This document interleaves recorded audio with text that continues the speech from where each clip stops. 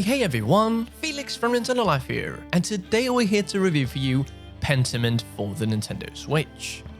This review was written by the stupendous PJ O'Reilly for NintendoLife.com and has been adapted into this video by me.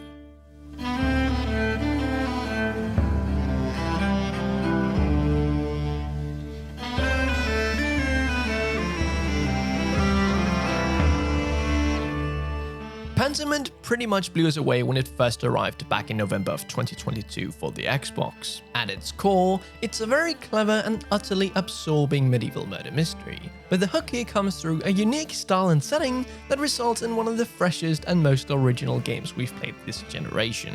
In fact, this was a real highlight of Microsoft's Game Pass service, so it's incredibly exciting to see it arrive on Nintendo's console in such a fine form.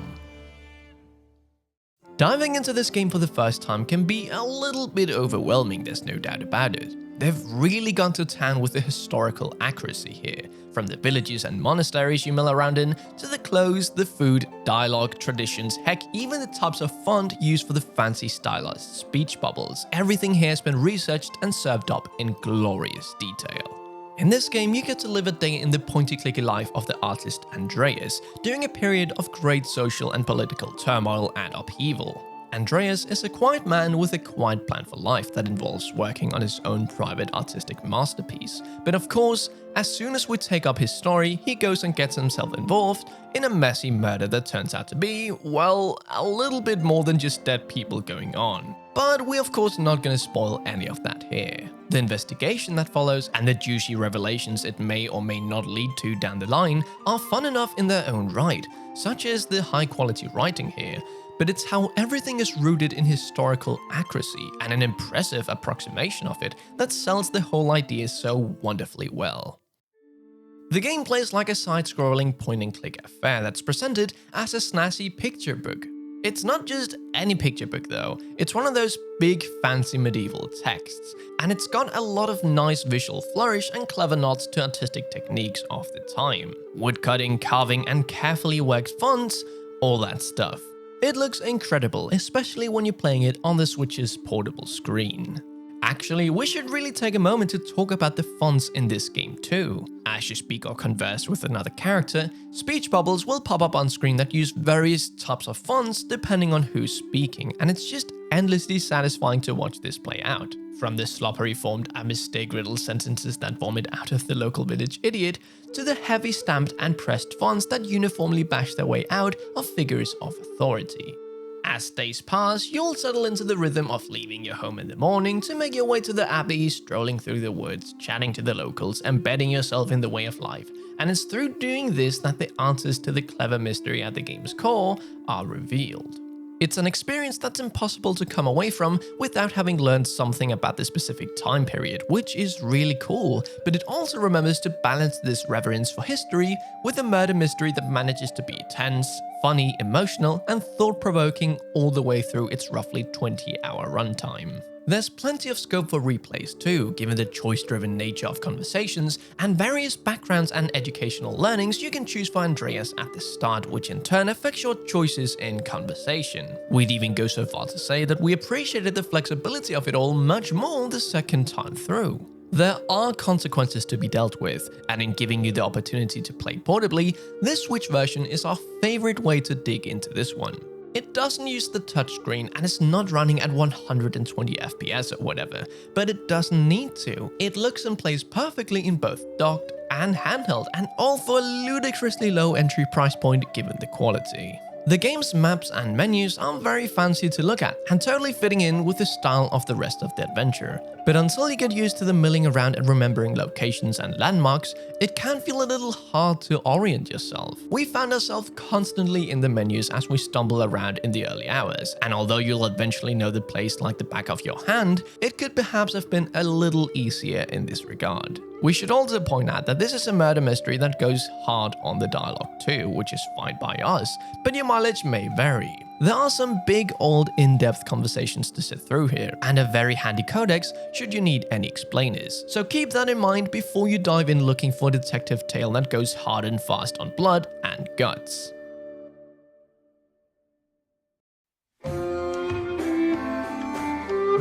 Those things aside, Pentiment is one of the most unique and impressive games of the past 10 years. It looks, sounds and plays immaculately on Switch, and for anyone interested in something a little different, for anyone feeling the need for a razor-sharp murder mystery that entertains while it educates, this is the good stuff. We really can't recommend it enough, and with the ability to get stuck into investigations anywhere now, this one earns top marks on the Switch. We here at Nintendo Life give Pentiment for the Nintendo Switch a 10 out of 10.